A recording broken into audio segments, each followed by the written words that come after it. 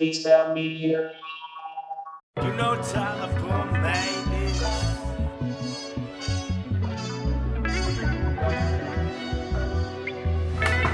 What's good, ladies and gentlemen? It's the one and only T-Star Isaac Kennedy coming at you, the cinematic fanatic himself. I want to talk about a movie that was it's a large amount of movies that changed my life coming up. One of those movies is is Malcolm X, directed by Spike Lee. Of course, as a kid, I read about Malcolm X. I studied Malcolm X. I admired Malcolm X simply because at the time I didn't realize he had so much temerity. From him coming from humble beginnings to becoming the most influential figure, black figure, or whatever you want to call it, of the 21st century.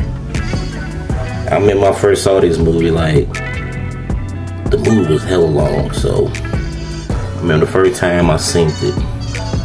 I think we didn't go to the movies, so I think we had got it on. This is back when VHS was popping. This was in the 90s. So, and it came in a double.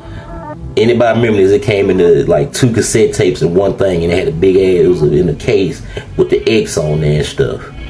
And I remember, I always remember that and stuff. So I remember I first watched it, man. That movie changed my life. Denzel, they wasn't messing with Denzel. And I still feel that he should have been nominated or won something. But you know how the powers be look at the gatekeepers and whatnot. So the movie, man, changed my life, man, because I never seen anything like that. Because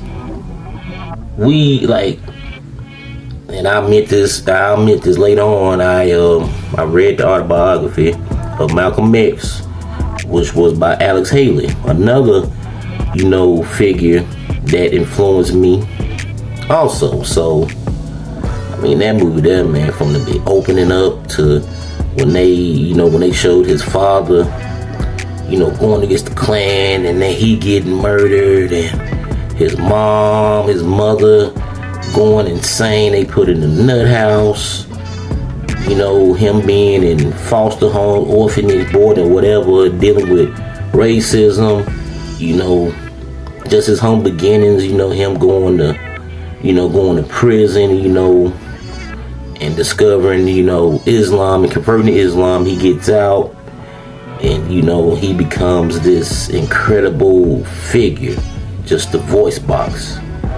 And Malcolm X, man, he was different. He was one of, like I said in previous, cinematic fanatic, episode, that Malcolm X, man, he was one of those individuals,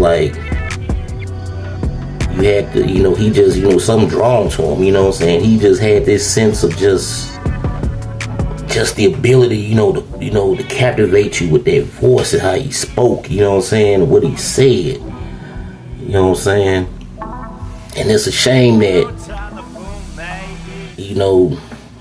years, after his assassination, he still, no Malcolm X Day or nothing like that.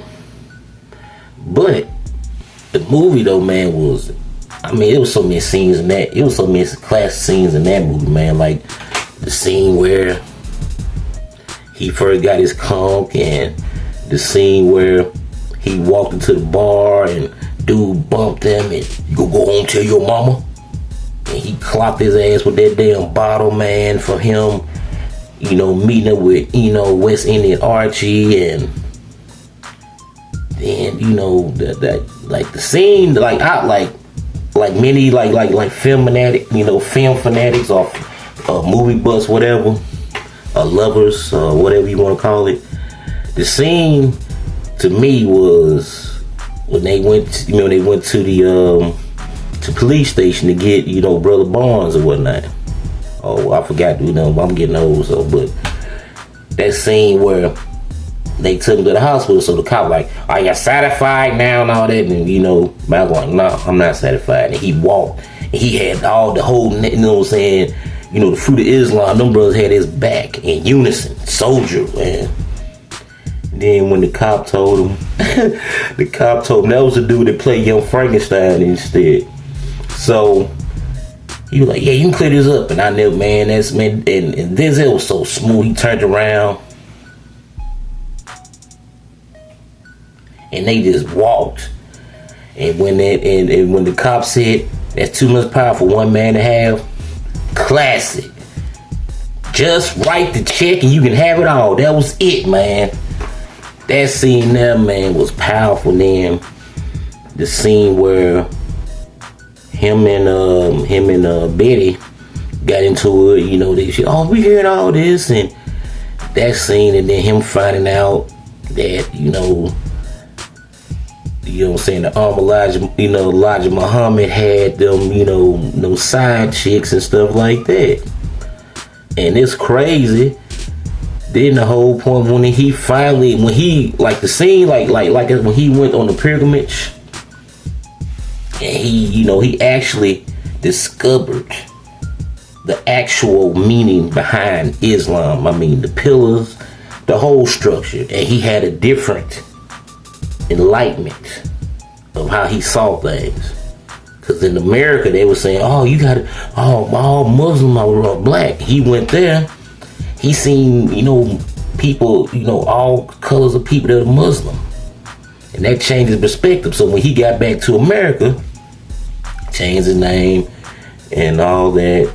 But the nation didn't like that, so they felt like they betrayed. And then them the folks that took him out. And I remember the one scene in there, he was talking with Betty.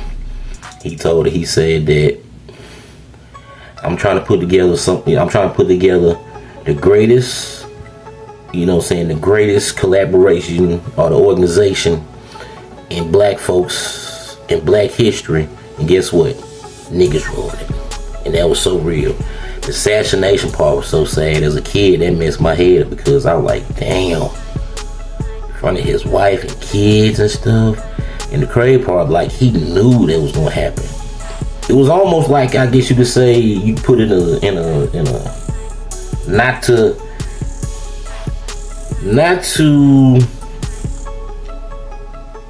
compare Islam with Christianity, but that scene right there was almost like Jesus Christ when Jesus knew he was gonna be crucified and punished. And I always said this, that if you knew what's about to happen, you could have, you know, prevented it. That's just me. But I guess he looked like, well, this is my destiny. And that was the scariest part. And that scene was just so dramatic, man. I remember crying as a kid watching that. I did. So those y'all watching this shit, hey, you know a movie good when they got you feeling some type of way. Just the acting and just betrayal, period. And that's the type of stuff that I looked at as a kid. I was like, I always wanted to do that. Always wanted to do that. Because I said to myself, dog, like, you can just, all that you gotta do is just act, read some lines, and just be for real with it. And people would just, you know what I'm saying? It's just a trip and whatnot. But you know, that's just one of those films, and Spike Lee went through hell, you know what I'm saying, to make that movie possible. That's why I'm just a fan of the movie, because I feel like that the project that you gotta put your all into it, 100%, that's the gems, that's what's gonna make it timeless and just live forever in history. Cause that film right there is classic. Like, even though this is the crazy part, they let you know how great Denzel Washington is, that he looked nothing like Malcolm X in real life, but he took on the mannerism and the even Spike Lee said that it was one scene when he was giving that famous speech. You know, I'm not an elk, I'm not a mason, anything like that. And I remember Spike asked Denzel, like, man, well, he said, man, I don't know, I blacked out. I got possessed by the spirit of Malcolm. That just showed the commitment and how, you know what it is. And it's just crazy, but like I said, man, Malcolm X, man, classic movie. That movie came out in the 90, came out in 92, 93. Cause this was the time period where they had the Rodney King beating, and they wanted to tear down gangster rap and stuff, all that stuff like that and stuff. It's just a trip, but like I said, man, that movie classic. Anybody that came up in the era like myself, I'm 42. I'm blessed to be 42. And just to have that, that what inspires me to do what I do in terms of content, music, or whatever I do. I want to make masterpieces like that. I want to make monuments like that. I want to build pyramids that go last the test of time and be here forever until I leave this earth. And with that being said, that is my point of view as a cinematic fanatic. Where I give Malcolm X classic, period. So, with that being said, bit about this thing, I got stuff to do.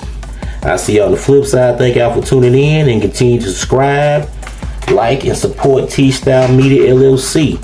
And also, T-Style Music will be relaunching soon. So get ready for that. So all the doubters and haters out there, thank y'all so much for being like that.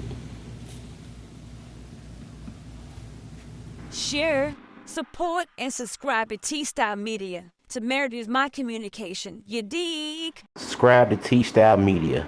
Rumble.com, YouTube, TikTok. I'm everywhere. Just Google me. You dig?